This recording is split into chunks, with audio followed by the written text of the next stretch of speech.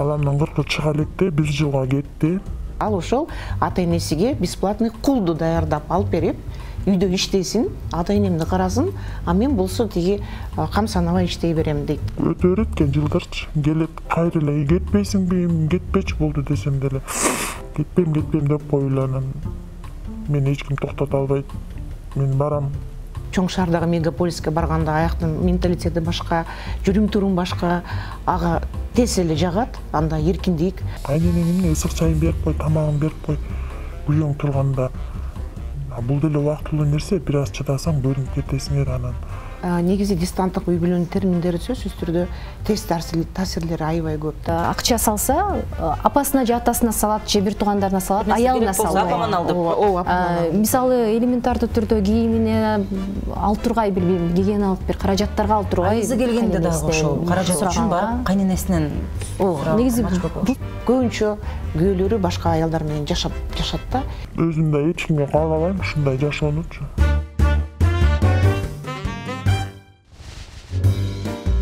Расмий маалымат боюнча кыргызстандык жарандардын миллиондон ашыгы чет өлкөдө миграцияда жүрөт. Ушул миграциянын үй бүлөлөргө жана жаш балдарга тийгизген таасири тууралуу биз бир нече жолу темаларды көтөрүп келгенбиз. Ооба, адатта ушул миграцияга жолдош кеткен аялдар кайын журту же балдар менен жалгыз калат. Бул тема дели коомчулукта талкууланып, же болбосо ачык айтылбай келет. Эжесиңилерде биз мына ушул мигранттардын аялдары туурасында сөз кылалы деп чечтик. Саламатсыздарбы?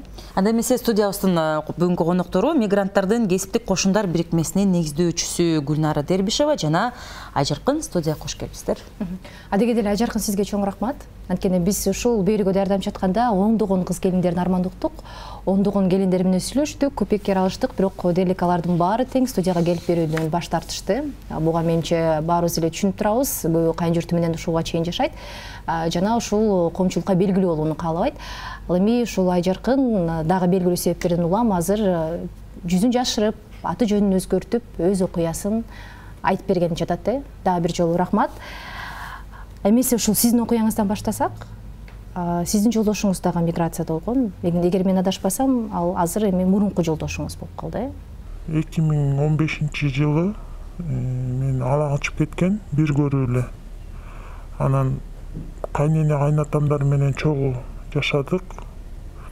Ал ошол күйөөм мурун үйлөнө элекке чейин сыртта жүрчү экен. Анан какой-то бир себептер менен сыртка барыш үчүн ЗАГС керек болот экен да. Анан бул бат эле үйлөнүп кетиш керек экен да. Анан мен төрөдүм. Төрөгөндөн кийин баламдын 40 чыга электе 1 жылга кетти. Анан кийин 1 жылдан кийин 20 күнгө отпускага келди. Ал ортодо сиз дагы бир балалуу болдуңуз. Ооба, дагы бир балалуу болдум. Анан кайра эле 1 жылга кетти. Анан жүрүп келип, аяктан жакшы болбой келип, анан шаарга бөлүнүп кеттик. Кайра кетем деп документтерин даярдап жүрүптүр, мен анысын билбейм. Анан ошо менен бир күнү эле айтты, ошо мен кетем деп. Каяка кетесиң десем, мен эч ким токтото албайт, мен кетем дедимби, кетем деп ошентти. Анан сен кетпейм деп айтпадың беле, эмнеге кетесиң, болду да эми чогуу жашаш керек да, андай болбойт да десем. Мен мамамды сыйлайм. Сен мамам менен кичине мындай жакшы мамиледе болбоптурсуң, мен баарын уктум. Мамама деген алтындан күмбөз салсаң да кеч болот. Мен кетем. Носоң ошол деп айткан жок, бирок ошого жакындады да. Сиз дагы мисалы ошо жолдошуңуз менен барам деген бир ой келди беле? Барам десем, айтты, сен тил билбейсиң деди. Анан айттым, мен эми тил билбесем деле, иштебесем деле жаңында болоюн да, андай болбойт го десем, мындай жок сага болбойт деп койду да. Үйдө эле бол, мамама жардам бер деп. Анан ушу аягы ушундай болуп калды да. Кайненеңиз менен мамиле кандай болду эле ошол, мисалы баласына ошентип эме нааразычылыгын айтып берди деп атасыз го? Баары бир уруш болот да. Көп нерсесин айтчу эмес, мен анан кичине тааныштарды телефондон айтчумун, анан эметип койчу, мамам ушундай да деп эме макул деп эле эметчимин. Анан 4 күнүмө барчумун. Жакын эле турат, 4 күн барып, анан бир 2-3 күн жатып кайра келчүмүн. Апам өзүм апам дагы кайненеңди сыйла, кайнатаңды сыйла, кайнатаң өзүң атаңанда улуу киши экен деп көп эле кадады да, көп нерсени апам айтчу эмес, айтсам эле ал тиги ыйлап ошонусун көргүм келчү эмес да. Анан акыркы күнү кеткенде ошо мындай кичине уруша кеттик да, ошо эртең кетем деп эле эметип калды да, мындай уже ою бузулганы билинди, мамилелери туура эмес. Кайненем жакшы эле болчу, экөөбүз жакшы мындай ал деле аялбызбы, эми баарыбыз эле аял киши экенбиз, бири бирибизди түшүнөбүз да. Айтып атпайсызбы, жыл сайын эле келип кетип, ошол кезде бир мындай ортодо бир муздак, бир алыстык пайда болдубу? Жок, андай болгон жок. Мен аябай күтчүмүн. Чалып турчу, видео менен сүйлөшүп, балдары менен сүйлөшүп турчу. Анан негедир эле ошо акыркы жылдары эле ошо шаарга иштеп кеттик да, бөлүнүп, анан таза болбой бул кетем деп эле туруп алды. Анан аялым иштеп кетти, анан аялым көп акча таап атат, анан айылга да келбей калды деп негизи адамдын жакшылыгы айтылбай, жаманы айтылып калат да. Аялың эмне кылып жүрөт ким билет деген сөздөр болду. Эми андай эркекке туура маселе көрүнөт окшойт да, баардык эркекке. Анан сен менин мамама мынтирсиң, антирсиң деп ушул Сөздөр болду. Сиздин окуяңызга кайра кайтып келебиз. Эмгек жана социалдык өнүктүрүү министрлигинин маалыматына караганда, Кыргызстанда дээрлик ар бир 4-үнчү үй бүлөдө жок дегенде бир эмгек мигранты бар экен. Менимче бул абдан чоң көрсөткүч. Жана чындыгында биз расмий маалыматтар боюнча миллиондон ашуун деп айтканыбыз менен реалдуу цифра канчалык экени дээрлик белгисиз. Мындан улам ушу Гүлнар айым сизден суроом келип турат. Ушу мигранттар менен иштешип келесиз, анан мигранттар жана алардын үй бүлөлөрү сиз менен кандай окуялар менен бөлүшөт? Негизи эле миграциянын ушул үй бүлө институтуна тийгизген таасири туурасында кандай пикирдесиз да? Биз негизи миграцияда ошол миграция чөйрөндө иштегенде бизде жакын арада жаңы терминдер пайда болду. Бул ошол дистанттык үй бүлө деген терминдер да. Анан негизи дистанттык үй бүлөнүн терминдери сөзсүз түрдө терс таасирлери аябай көп да. Анткени ошол мигранттардын келинчектери көп муунду үй бүлөдө калып калат да. Ата атайын эмес, чоң ата, чоң эне, дагы кандай бир тайке, тайата дегендей жана көп муунду үй бүлөдө келин өзү калып калган. Анан жакында наристеси бар келинге аябагандай кыйын. Анткени ал жеке өзүнүн дагы керектүүсүнү эме кыла албай, жана наристеге дагы кароо керек. Андан тышкары жана биз айткандай аялда, мисалы үчүн айылда суу алыс же туалетте кичикте болгондо аябагандай аялга көп үй бүлөлүк жумуш көп болуп калат да. Анан ошонун улам же каражат жок, же акча жок, же бир кандайдыр бир санитарно-гигиенический принадлежностька дагы акча жок. Анан ошол эле учурда үйдө аялдын социалдык жанагы жумуш көп болуп, социалдык обязанностьтер көп болуп, аял аябай психикалык жактан депрессия, стресске түшөт да. Ошол эле учурда жана дистанттык үй бүлө курганда күйөөсү менен жалаң телефон менен сүйлөшүп эле, анан акчаны алган менен үй бүлөлүк негизи кандайдыр бир байланыш таптакыр жок болот экен да. Үзүлөт демек. Да, үзүлөт экен. Ошонун эркек дагы биз баарыбыз эле билебиз, эркектер, конечно, жанагы мисалы үчүн чоң шаардагы мегаполиске барганда аяктын менталитети башка, жүрүм турум башка, ага тез эле жагат, анда эркиндик. Анан анткени чындыгында ата эненин алдында ал жакшынакай үй бүлөнүн милдеттерин аткарат да. Ал эми эркиндикте өзү бир комнатада бир топ эркектер жүргөнгө алар көбүнчө ичип деле алат, оор жумуштан кийин келипчи. Анан алар өздөрүнө көп кандайдыр бир негативдүү нерселерди кылганга мүмкүнчүлүк берет да. Ошон үчүн ошол үй бүлөгө таасири эң кандай десем негативдүү терс таасирлери өтө көп да ошондой үй бүлөлөрдө. Дистанттык дегенде бул ошо аралыктагы дегенди билдирет да. Бул демек ошо аралыктагы мамиле түзүү, аралыкта жашоо, үй бүлө куруу, балалуу болуу, ушунун баары телефон аркылуу эле болуп келет. Анан негизи мигранттар, биз эркек мигранттар менен сүйлөшкөндө алар айтып атат, эмне үчүн силер келинчегиңер менен келбейсиң миграцияга десек, алар айтып атат, бул жанагы жатакана маселе, жилье маселе деп атат да, мадир маселеси. Мисалы үчүн Россияда чындыгында үй бүлөң менен барсаң, ал мисалы үчүн квартирада өзүң үй бүлөң менен жашашың керек. Ал эми регистрациялык учет маселеси кыйын болгон үчүн Россияда миграциялык учет өтө оор болуш үчүн ошого биз үй бүлөбүздү алып келбейбиз деп атат да. Ошол эле кезде ой жүгүртүү да болушу мүмкүнбү? Мисалы мен ата энем жалгыз калмак беле, караш керек да, бирөө багыш керек, тамагын жасап бериш керек деген. Ким чай коюп бериш керек? Ооба, мына азыр Айжаркын айтып атпайбы, тиги шашып үйлөндү дегенге караганда, ал дайын эле, ал ошол ата-энесиге бесплатный кулду даярдап алып берип, үйдө иштесин, ата-энемди карасын, а мен болсо тиги кам санабай иштей берем дейт да. Эми мен Айжаркан айтып бергенден ошондой эле ой келди магачы. Биз буга чейин дагы айтып өтпөдүк, ондогон кыз келиндерден каттар келди деп, алардын айрымдары менен телефон аркылуу дагы байланыштык. Анан биз ушул редакцияга, ушу кесиптештерибиз менен байланышып туруп, ушу 3 аялдын окуясы абдан таасир этти. Эмесе алардын үнүн угуп алып, анан талкуубузду кылансак, Kızım törөгөндөн кийин айылына таштап коюп, Кореяга кеткен. Кореядан мына кыз азыр 6-га чыгып атат. Кордугуна азыркыга чейин баардык нерсесине чыдап келсем да, ошо муз көңүлүн көргөзүп коет, как будто үйгө бир эмени алып койгондой да. Служанканычы эч айырмасы жок да, экөөсүнүн урушубуз, кээбиздин баары ушу кайын журт тараптан болот. Мени басынтканы, мени неме кылганы, мен 6 жылдап кайнатпай каным соруп келатат. Эки жактан тең кайын журт тараптан дагы, күйөөм тараптан дагы невозможно болуп калды да акыркы күндөрчү. Жашоого тоюп да баратат экенсиң. Ата-энем айтайын десе, бирок жүрөк чыдабайт да. Баары өзүң тандап кийгенсиң деп уялам да. Өзүң кол салгың келет да. 6 жылдык нерсе топтолуп нервден ооруду. Турмуш курганыбызга 7 жыл болду. 7 жылдын ичинде жыл сайын барып келип жумуш кылат жолдошум. Современный жашоого аралаша элекпи деп. Жолдошум кеткен убакта бул жакта жалгыз калып, кайындырт кайда кызмат кылып жашаш өтө эле оор да. Үйгө кирип, үйдүн ишин кыласың, эшикке чыгып, эркектин ишин кыласың, бала чакаңды карайсың, анын арасында кайната кайненин көңүлүн карайсың. Баардык эле жүк мындай аялдарга жүктөлүп калгандай да. Келиндин аузуна кылыш керек.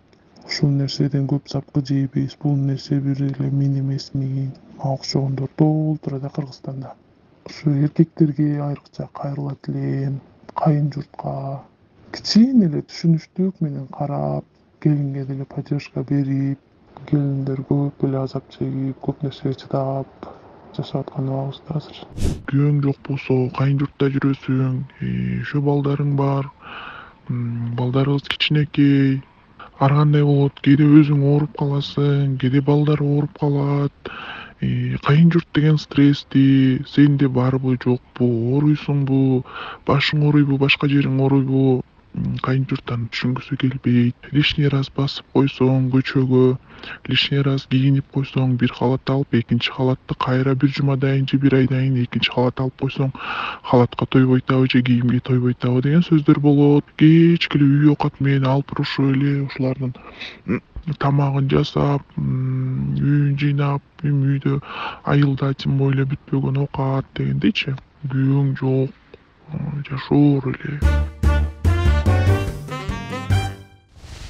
Мынакей азыр баарыбыз уктук, айрым учурларда ошо айымдар сүйлөп жатканда биздин реакциябыз дагы жашыруун эмес. Кээ бир учурларга таң калып, кээ бир учурларда жинденип атканыбыз байкалып турду. Анан Айжаркын кайра эле сизге кайтып келсек, жогоруда келиндердин окуялары сизге таанышпы?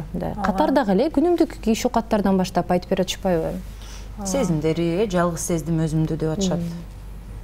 Ооба, тааныш. Ошо сиз өзүңүздүн окуяңызды эстеп айтып берсеңиз, ушул учурларда мисалы. Ушул эле кызмат кылганда, мына азыр өзгөчө жаңы эле соңку келин айткан, айымдын айткан сөзү халат жөнүндө айткан аябай таасирлетти окшойт. Мен ошо кайын журт менен жүргөндө жакшы эле жүрдүм.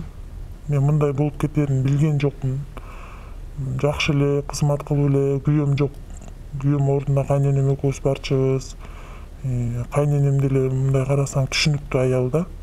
Анан эмнегедир ушундай болуп кеткенине мен өзүм таң калып, 2 жыл стрессте жүрүп, мындай азыр деле жүрөгүмөн чыкпайт да. Жаман, өтө жаман да бул күйөөдөн ажырашуу деген. Күйөөнүн орду бөлөк да, кайнененин орду бөлөк, бир туугандыкы бөлөк, ата-энеңдики бөлөк, бирок күйөөңдүкү вообще бөлөк да. Ошондой болуп калганына мен өзүмдү да кээде күнөөлөп коем дейм. Эмнеге мындай болуп кетти? Мен ошонун башында эле кетирбей эле койсом болмок депчи. Бирок келин болгондон кийин адамды негизи сортторго бөлбөш керек да. Келин дагы бирөөнүн кызы. 3-нчү сорттогудай көргөндөр да бар. Андай болбош керек го негизи. Мунун баары билбейм, мындай иман мындай көзүм жетип турат, бирок ар кандай да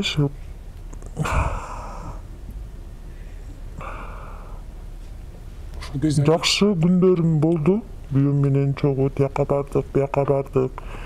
Кайненем деле жакшы болду, кайнелерим деле жакшы. Бир гана ошо күйөөм ошо сыртка кетип эле ушу мамилебиз вообще мындай болбой калды да. Сыртты көргөн эме мен деле күйөөмө ишенчимин, жакшы эле бала болчу. Просто эмнегедир ушундай болуп кетти да. Көп келиндер да мисалы айтышат да, биз ушу башынан чогуу жашабаганга бири-бирибизге мындай көнбөй, мындай кандай десем, чоочун адам катары эле калып калдык деп, сизде да ушундай бир сезим болду беле? Мисалы бир жылда 20 күнгө эле келип кетет деп. Аял киши жакшы сөз айтып калса ишенет экенсиң да. Чыдап кой, барып келейин, чыдап кой, өзүнчө кетебиз, балдарыбыз бар деп. Ошого ишенип, мен ии буюрса келет дейм, көз ачып жумганча эле 1 жыл өтүп кетсе экен, Кудай ай деп күн санап отурам да. Бирок билинбей эле өтүп кетти, өтө берет экен жылдарчы. Келет, кайра эле кетпейсиңби, кетпечи болду десем деле, кетпейм деп коюп эле анан мен эч ким токтото албайт, мен барам деп эле ушу анан өзү да мындай балдарына мындай жакшы ата болду деп айта албайм эч убакта. Балдарын жалгыз калган күндөрүм болду. Мындай бала деп эркек балдар болгондон кийин ата менен ойнош керек экен. Мындай андай мээримди көргөн жок балам. Бирок айла жок, ошондой болуп калды да, өзүм да эч кимге каалабайм ушундай жашоонучу. Ошол сыртка кетем деген себептин артынан анан үй бүлөңүз бузулдубу? Ооба, кетем деди. Мен айттым, кетпе, балдарыңды эметпейсиңби, болду да жакшы эле барып келдиң десем, мен барышым керек, мен эч ким токтото албайт, мен тиякта күтүп атат деп эле ошентип анан кетти. Акыркы жылдары кеткенден кийин таптакыр эле чалган жок, жазган жок. Мен чалам, эми азыр интернеттин заманы да, чалсам деле басып коет, видео менен чалам. Жалгыз жашайбыз квартирада. Анан папа дейт, болуптур, папаңа чалып берейинчи, бир күн албаса эртең алат деп өзүмдү өзүм алаксытып келдим. Ортодон карантин болуп калды, садиги жабылды, госсадикке барчу. Жумушум да жабылды. Анан айылга бардым, кайын журтка барып, үй бүлөлөрүн актап. Ошондо 7-7 ай болуптур, кеткенине 7 ай болуптур, бир да жолу чалган жок. Анан мен айылга барсам 1,5 ай жүрдүм айылда. Айылда деген оокат көп да. Үйүн актап, летний кухняга көчүп, антип жүрсөм эле ошо кайненеме чалат видео менен. Анан кайненем дагы айткам ага чейин эле, мама такыр чалбайт го, бир жолу чалып койбойбу десем, мындай жакшы жооп бербей койгон да. Ана мейличем деп койчумун. Тияка барып сүйлөшөт, мейли баласы, эне баланын ортосунда сыр болот да деп коем. Сизге чалбайт? Мага чалбайт.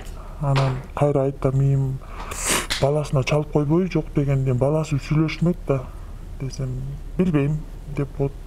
А көрсө мени мындай бетиме айта албайт да, кет деп айта албайбы, билбейм да. Бирок кайненем айтып калчу, тиги сени колго алам, айылдын жумушун жакшы кыласың. Мен өзүм негизи айылдан чоңойгон эле кызмын да. Айылдын жумушун жакшы кыласың, сени колго алам деп, өзүм 4 эркек баласы бар болчу. Азыр мына бул жерде дагы айрым келиндер байланыш телефондо дагы бул аудио камтылбаган учурда дагы мынтип айтышты да, айрым учурда өзүбүздү үй кызматчы катары гана элестетип, ошондой сыяктуу сезчүбүз деп. Себеби жолдошум алыста, анан күн керели кечке ошо анын тууган кайын журтубузга кызмат кылабыз, тамак ашын жасайбыз деп. Ошондой сезимдер сизде да болгонбу? Эми болот, ал болот. болот, бирок негизи мен келинмин деп мындай анда анчалык эмеге жеткирчү эмесмин да, баарын өзүмө эметчимин. Анан кайненемди мен жаман аял деп айтпайм, жакшы эле аял болчу, той-пойлорго мени ичти болчу, күйөөң жокташ жүр деп. Эмнегедир акыркы жылдары ушу 3-жылы кеткенде, 4-жылы кеткенде эмнегедир ушу баласы экөөнүн сөзү башка болуп калды, иши мындай таптакыр эле тескар эмет, тамак кылсам дагы жактырбай, кагынып мындай, анан ушу аягы ушундай болду да. Айыл, акыркы 10 жылда мигрант аялдардын саны кескиде өсүптүр. Дерлик 2 эсе өскөн деп айтылып жатат ошо расмий маалыматтарда. Анан айрым адистердин айтымында мигрант аялдардын көбү ушу жолдошторун, күйөөлөрүнүн артынан, Русия дейбизби, башка чет өлкөгө баргандарда. Ушул жагдайда дагы мындай канчалык көп ушундай учурлар? Негизи эле алар миграцияга кеткенде, ушул күйөөлөр миграцияга кеткенде алар кандай бир кесепеттерге туш болушат да? Ушул тенденцияны биз 2015-жылдан бери байкадык. Негизи ошол миграциянын феминизациясы деп коебуз. Ошол аялдар көп кетип, анан проценттик соотношениядагы статистикада мисалы үчүн 55, 56, 57% аялдар болуп калды миграцияда. Анан биз аны бөлсөк болот да. Биринчи кезекте ошол аялдар ошол атай кайната кайненесинин үйүндө кыйналышып, анан чындыгында ошол аркасынан барып кеткендер. Экинчи ошол күйөөлөрү Россиянын же башка эмен мыйзамын бузуп, кара тизмеге же список запретникке кирип кайтып келгендер. Анан негизи ошол Россияга запрет койгондорго алар эми үй бүлөгө акча табыш керек да. Ошентип кетип атканда, анан мен айткым келет, ошол биздин кыздар, негизи кыз аялдар ошол миграцияга жөнөгөндө эле бир стигма болот да, стигматизация болот. Анткени биздин коомдо миграцияга кеткен кызды кийин кайтып келгенден кийин эч ким турмушка албайт, анткени ал тиги бузулду деп. Ошого биздин көп кыздар миграцияга жөнөгөндө турмушка чыгып кетейин деп дагы максат коюшат да. Турмушка чыгып кетсем, анан иштей берем деп. Анан эгерде ошол Айжаркындын маселесиге барсак, ошол же сиз берген суроону эме кылсак, көп кыздарыбыз ошол күйөөсүнүн аркасынан барып, аябагандай стресс болот. Анткени барганда көбүнчө күйөөлөрү башка аялдар менен жашат да, жөнүгө жарандык брак менен жашайт да. Анан бизге аябай көп кайрылды да. Мына бир 2018-2019 бир 100гө жакын келин кайрылды. Тиги байланышпай, Айжарканга окшоп чалбай, көрсө ушу 5-6 жылдан бери башка үй бүлөсү бар. Анткени көп учурда никеңер барбы десек бар эле дейт.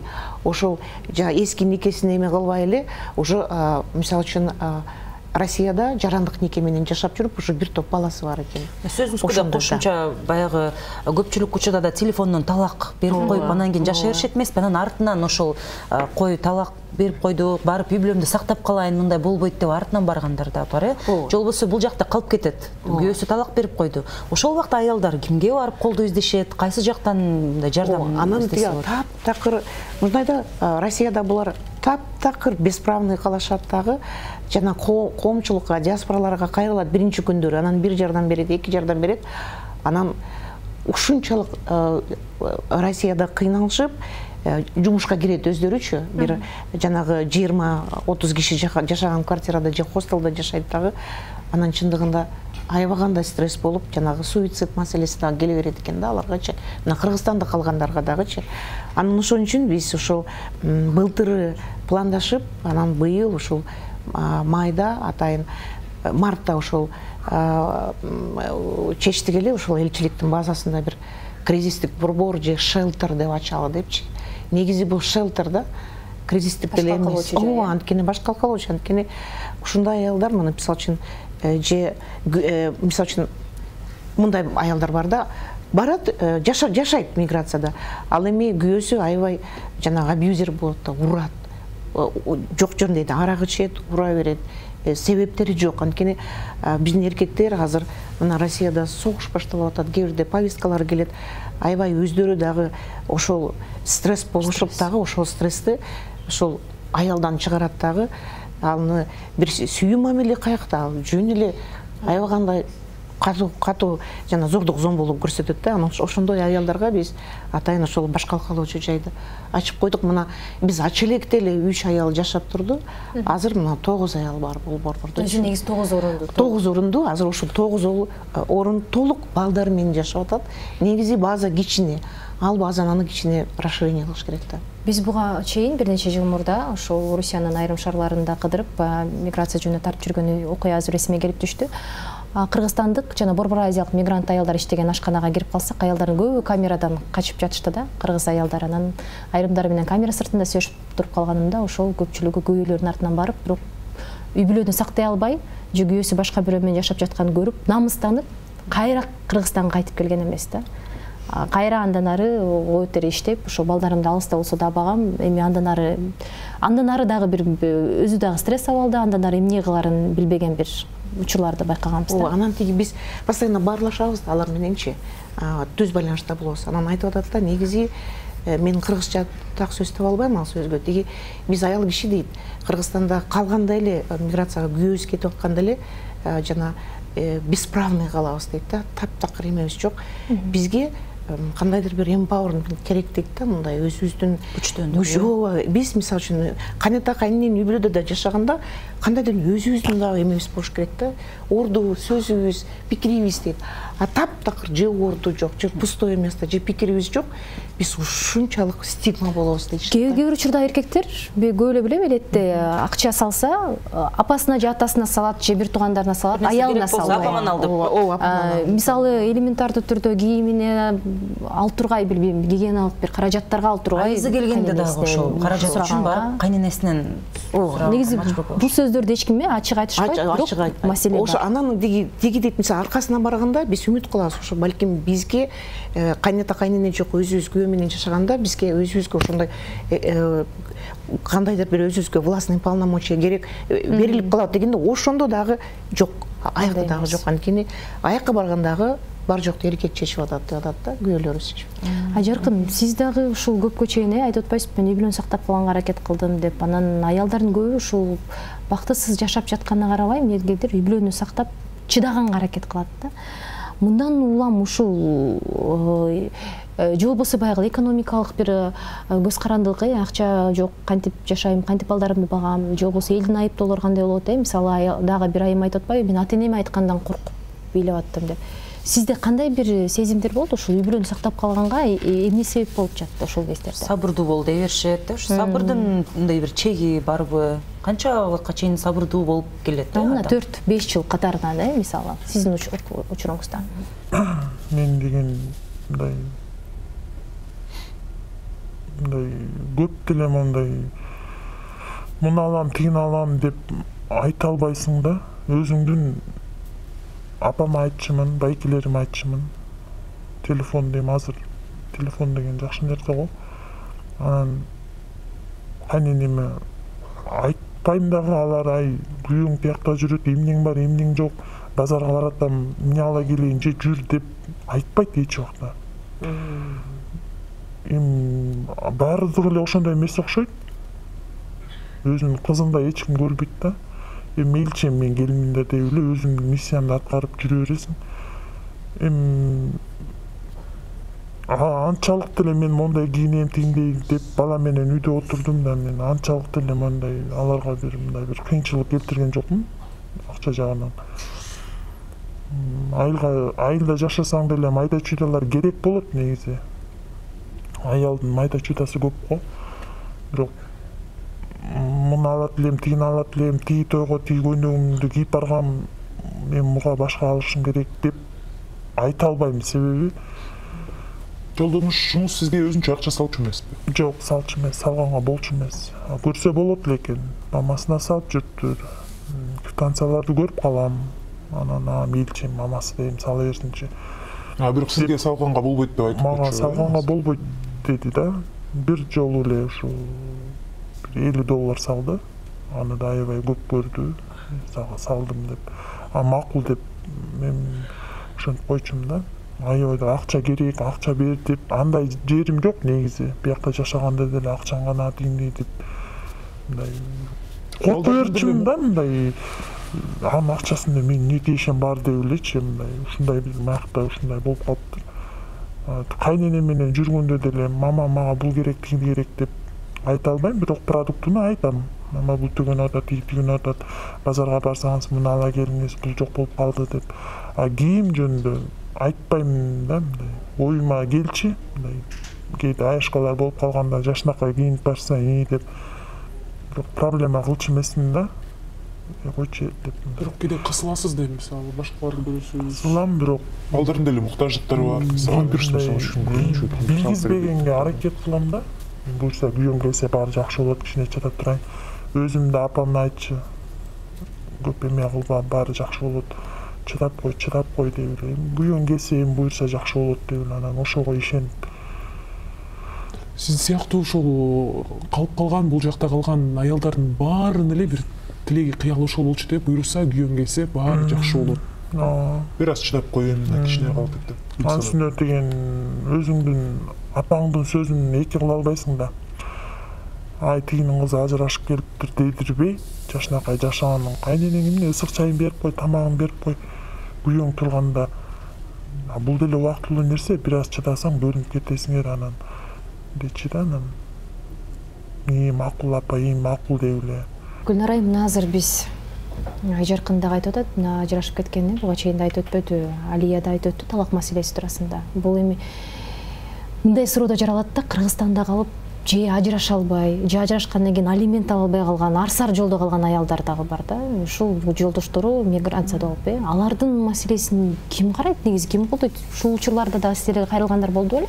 Өзгөчө расмий никеге туруп кеткен болсо, мисалы атасынын уруксаты керек, ар бир кыймыл аракетинечи, мисалы балдар. Эгер расмий никеге турбаса деле талак берип коет, болду. Алимент же башка колдоодон кол үзөт да, мисалы. Ушул эки жактан тең аял дагы бир мындай муктаждык жаралгандай суу болот да. Бизде азыр бир сотто бир жумушубуз бар. Тиги ошол токмокто ошол биздин аял келинчек бир кызы менен ошондой миграцияга кетип калып келбей анан Россияга артында барса ал эч агы үйлөнүп алган экен, аяктан бир 4 баласы бар экен. Бирок никеси бар. Никеси эми болгон эмес, ажырашкан эмес расмий түрдө. Анан ал эми кызын Россияга алып кетет да, алып кетиш керек деп кызыны кайненеси алып калыптыр.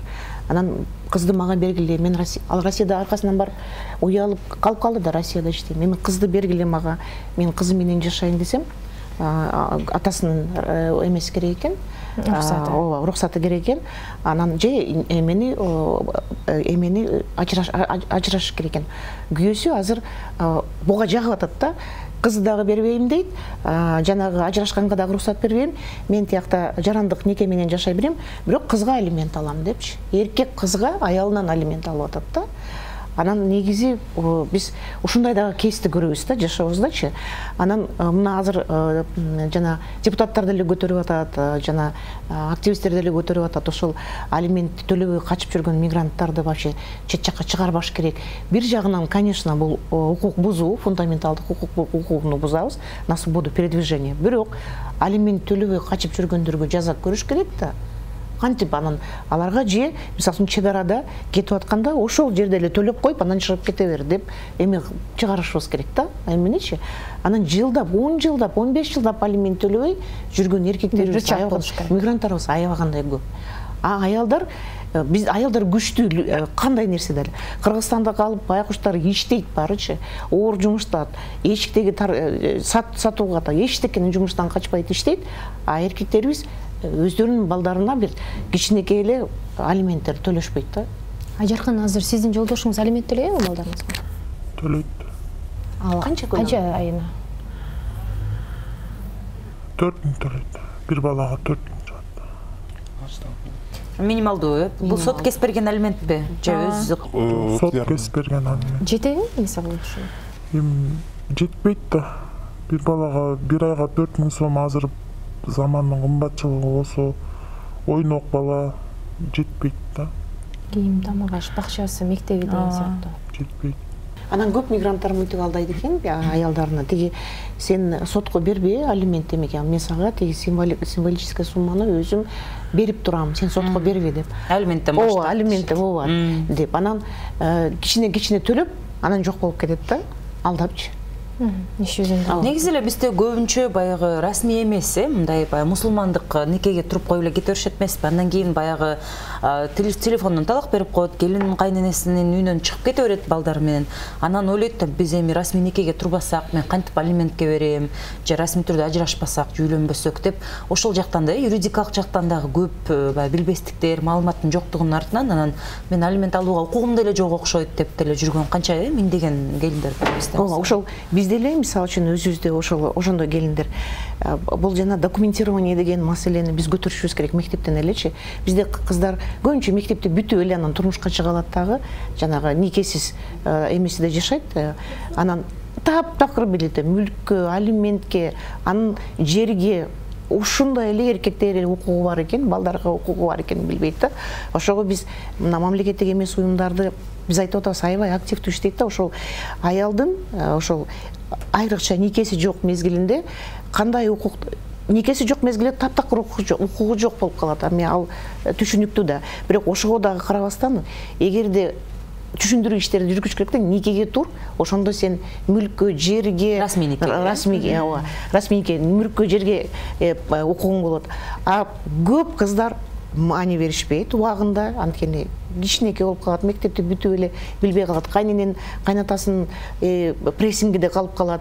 Жана чыда деген өтө начар сөз.